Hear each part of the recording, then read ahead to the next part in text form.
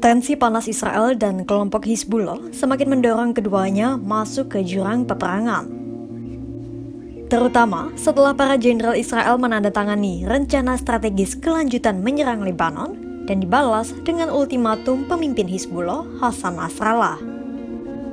Di tengah ruwetnya hubungan Israel dan Hizbullah, nama Siprus ikut terseret dalam pusaran konflik di Timur Tengah. Pasalnya, negara kepulauan ini ikut terancam oleh serangan dari Hizbullah. Lantas, ada apa dengan Siprus dan mengapa keberadaannya seolah mengancam Hizbullah?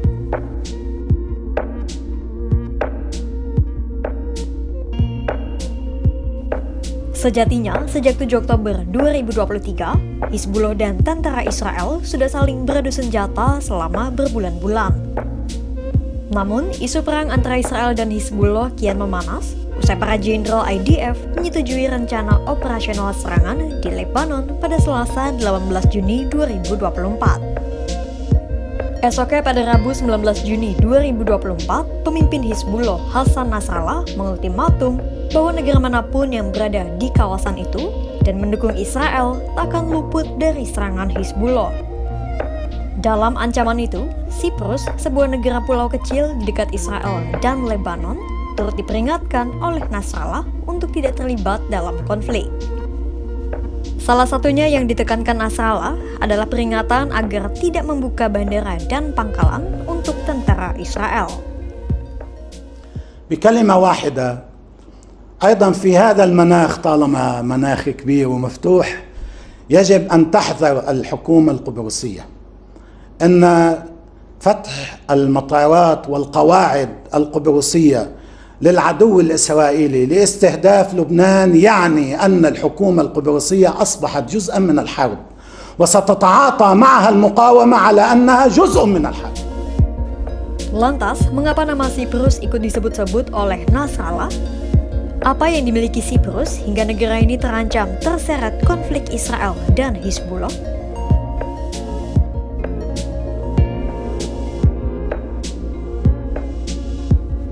Jika melihat dari lokasi geografis, letak Siprus cukup strategis, tepat di garis patahan antara Timur Tengah dan Eropa Selatan, dekat dengan Israel maupun Lebanon. Kemudian, walaupun bukan anggota NATO, tapi Republik Siprus merupakan salah satu anggota Uni Eropa. Seperti diketahui, hubungan Uni Eropa dengan Israel secara umum cenderung positif, walaupun hubungan politiknya belakangan sempat mengalami gangguan. Sementara hubungan antara Siprus dan Israel sendiri cenderung baik-baik saja, walaupun pada tahun 80 hingga 90-an sempat memburuk. Para ahli mengatakan Israel memandang Siprus sebagai mitra yang potensial dalam perlawanan dengan kelompok-kelompok proksi Iran. Bahkan, Siprus pun mengizinkan Israel menggunakan wilayah udaranya untuk latihan militer, walaupun sejak perang Israel dan Hamas tidak pernah ada latihan militer Israel di wilayah Siprus. Namun, jika melihat beberapa tahun ke belakang, militer Israel dan militer Siprus sempat mengadakan latihan bersama. Israel disebut menggunakan wilayah Siprus untuk berlatih melawan ancaman Hizbullah karena medannya yang mirip dengan Lebanon. Tak hanya Israel, Inggris pun memiliki pangkalan di Siprus yang diduga selama ini digunakan untuk melancarkan serangan terhadap Houthi di Yaman. Pangkalan itu juga dilaporkan digunakan untuk mempersenjatai Israel dalam perang melawan Hizbullah di Lebanon Selatan. Lantas, apa tanggapan Siprus dan Uni Eropa usai Nasrallah menebar ancaman dan peringatan?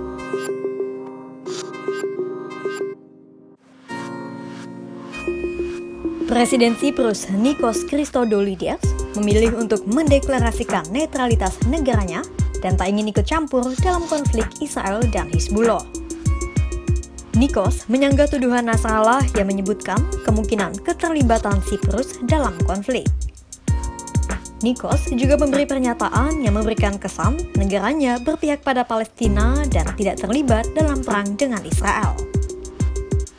Sebab selama perang Israel dan Hamas berlangsung, Siprus telah melancarkan akses distribusi bantuan kemanusiaan. Nikos juga beberapa kali mengkritik serangan Israel yang menyebabkan terhambatnya bantuan kemanusiaan masuk ke Palestina. Pembelaan akan netralitas Siprus juga dilontarkan oleh juru bicara Uni Eropa, Peter Stano, yang menyatakan dukungan penuh kepada Siprus. Stano juga mengingatkan, jika Siprus menerima serangan dari negara lain, maka seluruh anggota Uni Eropa pun otomatis juga akan ikut bergerak. Let me remind everyone that Cyprus is member state of the European Union. That means European Union is Cyprus and Cyprus is European Union. That means any threat against one of our member states is a threat against the European Union. So in this sense, the European Union fully supports Cyprus as such, and the statement made in this context of the threats from Hezbollah by President of Cyprus. Terlepas dari segala ancaman yang saling dilempar Israel dan Hizbullah, sejumlah pakar menyebut kemungkinan perang besar-besaran antara Israel dan Lebanon tidak akan terjadi. Pakar politik Universitas Lebanon Amerika, Imad Salami, menduga Nasrallah sengaja menekan Siprus untuk secara tidak langsung mengundang Uni Eropa dan NATO di wilayah itu untuk melindungi Siprus. Otomatis, Uni Eropa yang tidak ingin Siprus diserang Hizbullah menekan Israel untuk tidak melancarkan serangan besar-besaran apapun.